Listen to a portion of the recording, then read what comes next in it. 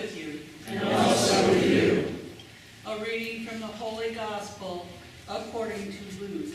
Glory to the Lord. On the 8th day of their journey, Jesus took Peter, John, and James and went up the mountain to pray. While he was praying, his face changed in appearance, and his clothing became dazzling white. And behold, two men were conversing with him, Moses and Elijah, who appeared in glory and spoke of his coming exodus that he was going to accomplish in Jerusalem.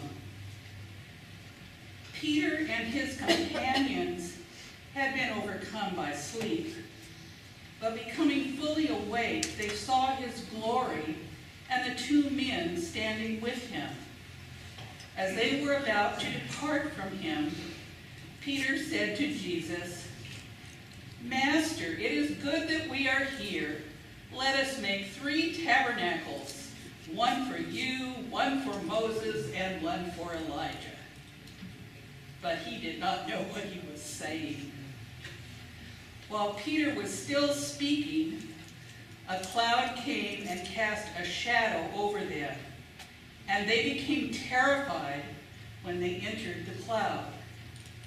Then from the cloud came a voice that said, "This is my chosen son.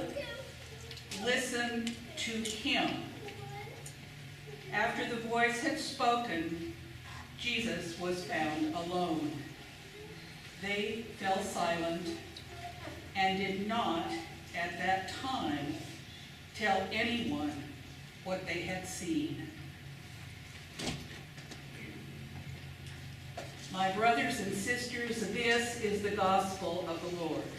Praise to you, Lord Jesus Christ.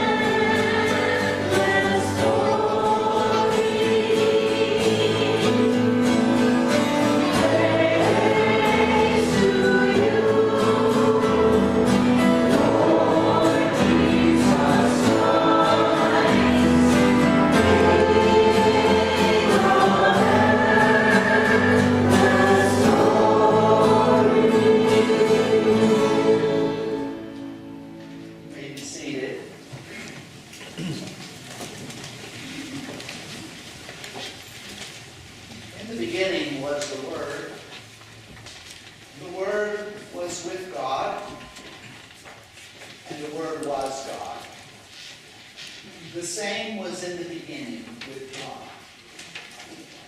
Through him all things came into being, and apart from him nothing that exists came into existence. In him was life, and that life was the light of humanity. The light shines forth in the darkness, and the darkness is not able to overcome the light. And the Word became flesh and dwelt among us. And we beheld his glory, the glory of the only begotten of the Father, full of grace and truth. These words were penned by the writer of the 4th Gospel, which bears the name John. I cannot help but thinking that these words were inspired by the experience that John and Peter and James experienced one day when they were accompanying Jesus to the summit of Mount Tabor, the summit of the Mount of Transfiguration. John uses this expression, the word of the Lord. And in our first reading today, we hear that the word of the Lord came to Abram, who later becomes Abraham. Abram lived in the beginning of the second millennium before Christ. So he stood in relationship to Jesus historically 2,000 years before he was in the world. And we are about 2,000 years after the time of Jesus. So when Abram was having this experience of the word of the Lord coming to him and speaking to him, don't imagine that there was some kind of Bible that he was reading. The Bible would not exist for another 1,200 to 1,500 years later. When the Bible, or when biblical texts refer to the word of the Lord, they do not mean a written text. Nowhere in the scriptures throughout the Bible, which is a collection of many different writings written over a large period of time, never does any of the biblical writings refer to itself as the Word of God. Even though we as moderns have become so accustomed to thinking of the Bible as being the Word of God, the Bible makes no such claim. Is this shocking for you? All of the biblical writers who ever use the phrase the Word of God or the Word of the Lord are referring to a divine person. The Word of God is a person. And John tells us in his opening words of his gospel that the Word of God is a divine person. In fact, the Word of God is not only in the beginning with God, but in fact, the Word of God is divine. And the Word became flesh and dwelt among us. This was the early understanding of the first generations of Christians. They knew Jesus. They were familiar with his humanity. None of them doubted his humanity. They lived with Jesus. You know what it's like to live with a person. You see how they look when they get up early in the morning. You see their face in a way that no one else in the world sees that face. Jesus had all of the stuff of humanity. He was a human person. He knew sadness. He knew joy. He knew the great satisfaction of being with good friends. And he knew the stress of being confronted by opponents. He understood the human agony and the cycle of life as being one of success and failure, joys and sorrows, hunger and satiation. He was familiar with all these things that seem to sum up what it means to be human living in the world. The church historically has always affirmed the full humanity of Jesus. But at the same time, those closest to him began to realize that there was some other quality about the person of Jesus, that he was more than merely human. As fully human as he was, at the same time, they perceived something divine in him. And they began to understand him and his divinity. And so the Word became flesh. There was the true light coming in the world, the light which the darkness that overshadows this world could not overcome. Even the darkness of mortality and death, even the darkness of great pain and suffering, there is a light that overcomes it all. And Jesus said on one occasion, "I am the light of the world, and the one who believes in me will have the light of life." Religious sages throughout the history and various civilizations and culture talk about what it means to be enlightened, to have a certain kind of illumination of heart and mind. And so human beings have been on a quest for enlightenment. But the gospel tells us that Jesus is the light of the world. This is a startling claim. And it is Jesus who will enlighten you. He is the source of all illumination. He is the source of all enlightenment. And we merely need to put our trust in him. When we talk about trust, that is a relational term. Faith is not merely believing ideas. That's an ideology. That's not faith. Faith is putting your personal trust in another person. And in this case, it is the person of Jesus Christ. Our faith is an experience of a profound and deep relationship between the various persons of humanity with the three eternal persons revealed to us as the Blessed Trinity. So at its heart and core, religion for Catholic Christians and for Christians in general is all about having a relationship with God. It makes no sense otherwise. But in order for faith to be genuine, it must go through the crucible of doubt. Abraham had an experience of the Word of God, a divine person who came and visited him. And this divine person spoke to him and made staggering promises to this old man in the desert. And we are told that Abraham believed God, and it was reckoned unto him, or credited to him, as an act of righteousness. Abraham was considered righteous, not because he followed the rules of a particular religious system, because there were none at his time. There was no Torah. There were no 10 Commandments, as we have come to understand them. But Abram put his trust in God, and the act of trusting God, the divine person of the eternal Word, was regarded as an act of righteousness. And then the Word of God spoke to Abram and said, make a sacrifice. And so he did.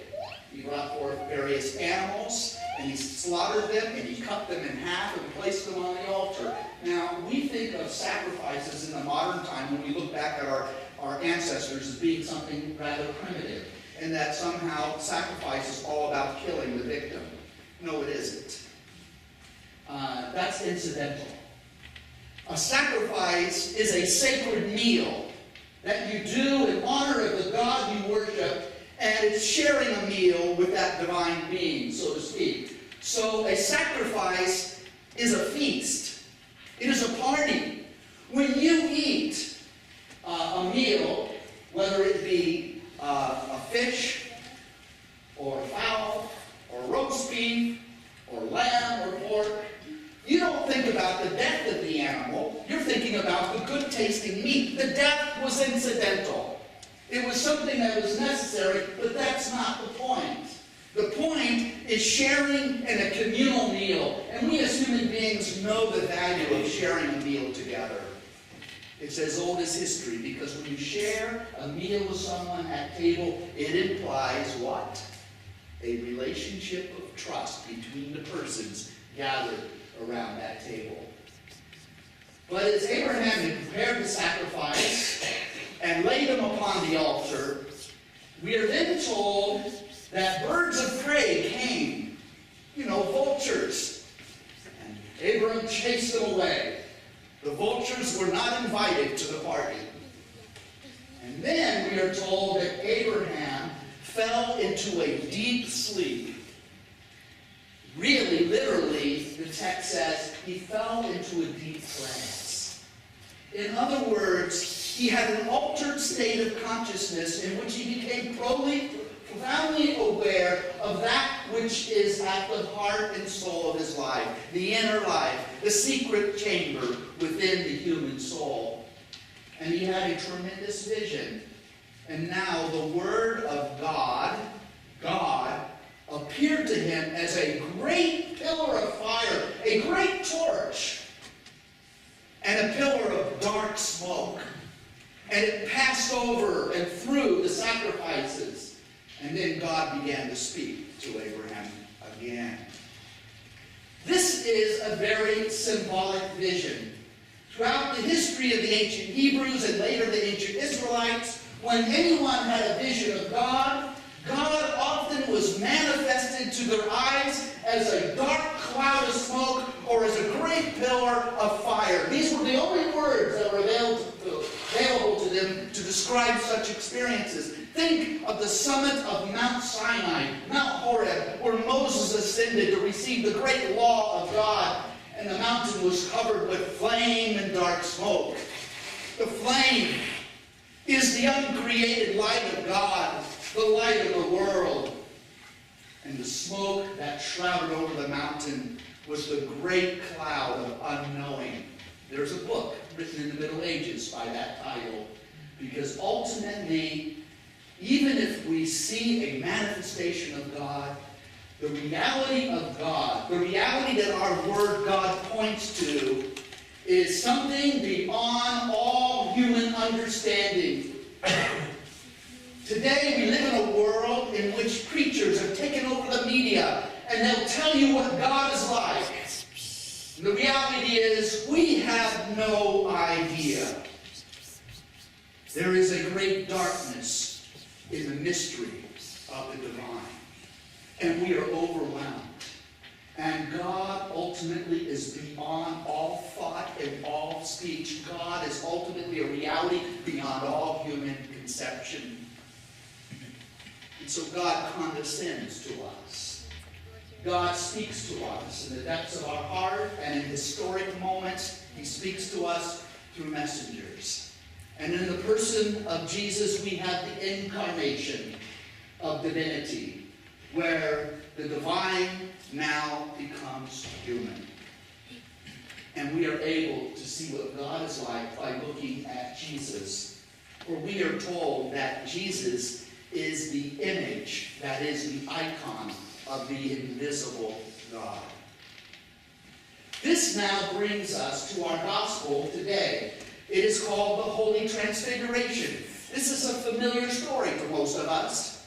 I never quite understood this story when I was young. I remember my Sunday school teachers talking about the Transfiguration, and they would have those felt boards with the paper clippings they put on it to illustrate it. Remember that?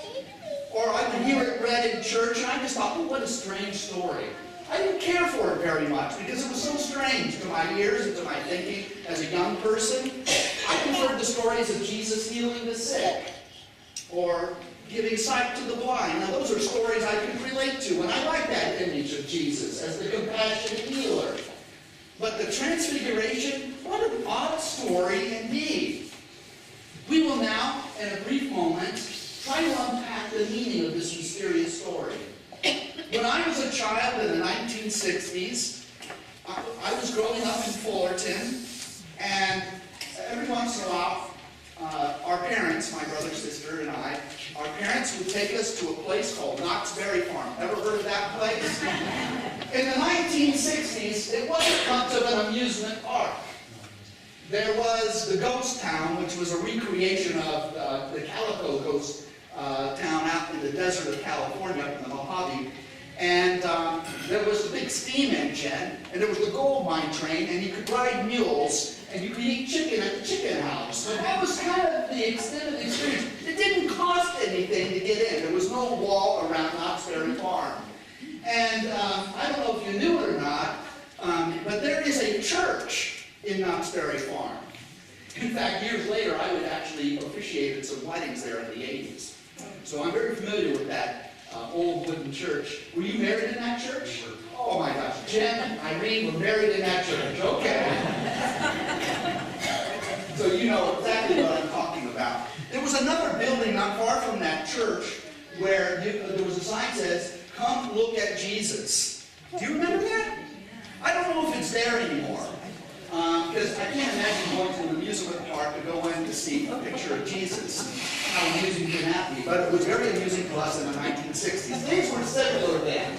It didn't take much to impress us. And so we went in to see Jesus, or this image of Jesus that was in this building, and you walk into a room and you look up and there was a life-size Jesus there. And I need to tell you, it was the Protestant Jesus. He had blonde hair and blue eyes. If it was a Catholic Jesus, he would be bloody. If he was a historic Jesus, we wouldn't recognize him.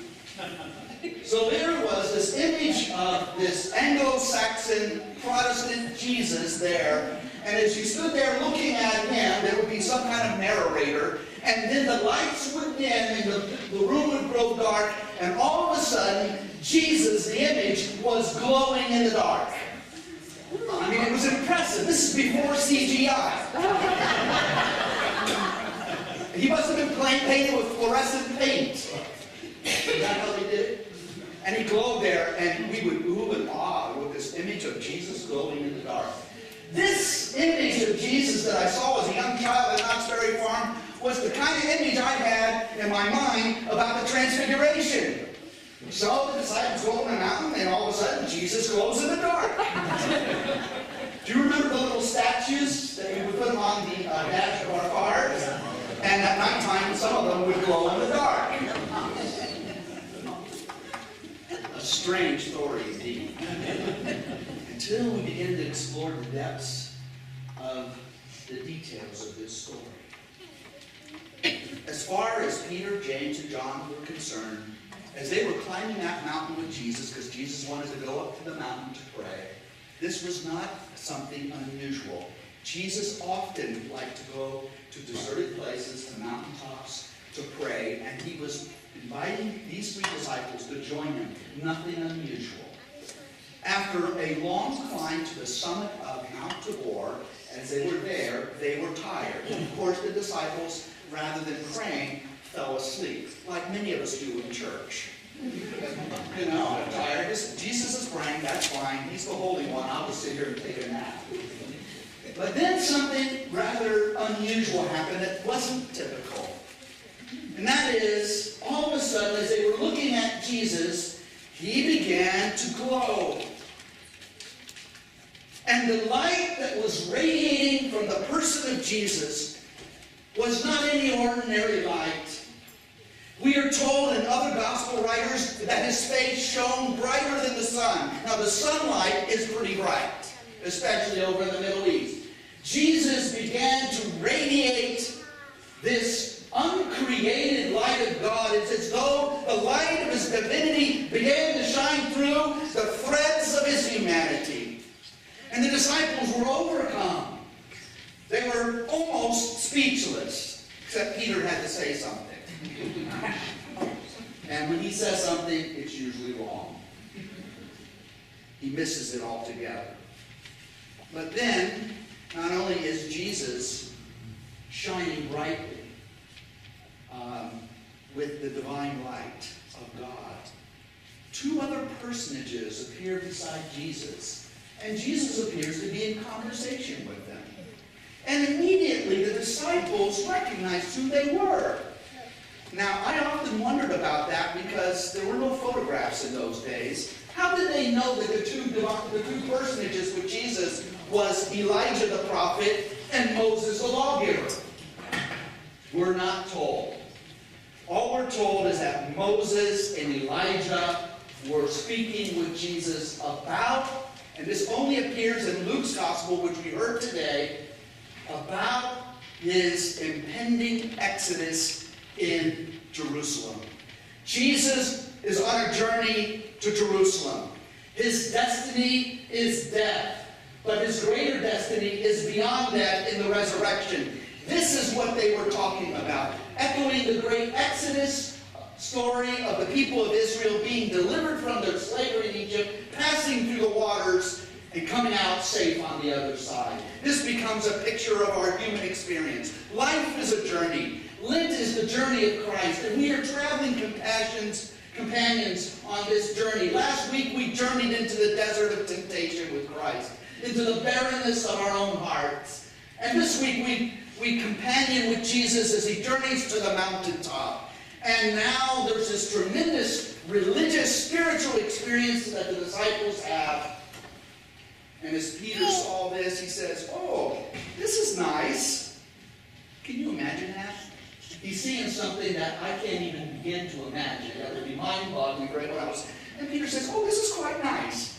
Oh, how good of you, God, to do this for us. I have an idea. Why don't we make 3 tabernacles? One for you, one for Moses, and one for Elijah. And then the writer says, and Peter did not know what he was saying. This is often the case with us human beings. We are confronted with a powerful divine experience, and then we say something totally idiotic that falls far short of the reality that we're encountering. I like Peter because he's a literary device here, because Peter is every person. Peter is you and I. So don't blame it all on Peter. He's there representing you and I, and how often we totally misunderstand, and our understanding falls so far short of the reality that we are experiencing. And then, as Peter said this, a great cloud overcame and enveloped the entire summit of the mountain, as well as the 3 disciples, and they became afraid. The dark cloud. What does this mean? Well, every good Jewish person, like Peter, James, and John, would understand immediately what was happening. This is the Shekinah, the holy presence of God, like the pillar of smoke that led the people out of Israel through the wilderness, like the pillar of fire and smoke that shrouded Moses and he went up on the summit of Mount Horeb, and like the great cloud that overcame the tabernacle in the wilderness when Aaron was ordained to be the high priest of the people of Israel, and then the great cloud of the presence of the Shekinah that overcame the priests in the holy temple after it was being dedicated under the kingship of Solomon. They knew what it meant. The presence of God enveloped them, and they became terrified, because God is the God of light and darkness. God is Lord over the sunshine and over the clouds. God is present. And the dark cloud is a reminder to us human beings that the divine mystery ultimately is not comprehensible for us. Divinity will always be shrouded in mystery to us, because we do not have the capability of comprehending the mystery of God. And then from the cloud, from the darkness, a voice speaks. A voice that is unmistakably the voice of God. For you see, my brothers and sisters, it's when we are in darkness that we can most clearly hear the voice of God speak to us. So when things are sad, and things are bad, and things are going wrong, and you feel yourself overcome by great darkness and suffering, pay attention. Listen. For it will be the voice of Jesus who will speak to you out of the darkness that enshrouds your life.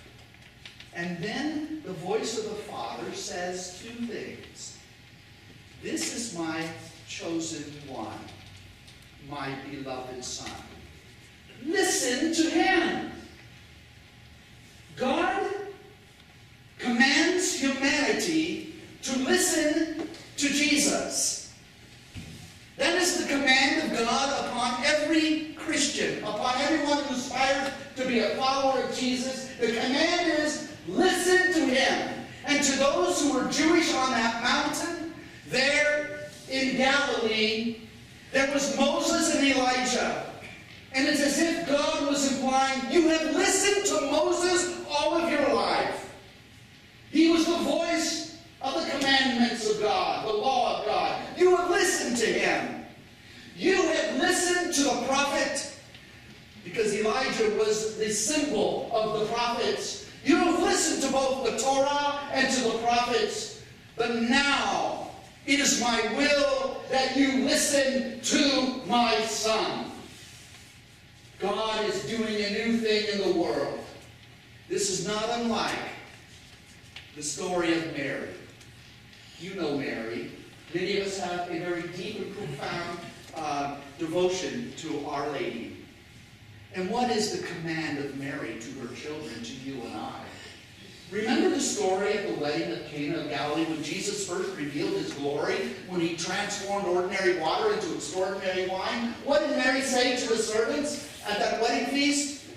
Do whatever he tells you. God the Father says, listen to him. And Mary says, do whatever he tells you to do. And so we discover that our relationship with God is centered upon a relationship with a person. Jesus of Nazareth, who is the image of the invisible God, who in fact is the Word of God. What is the Word of God? It's not a book. The Word of God is a person. It is that person that we call Jesus.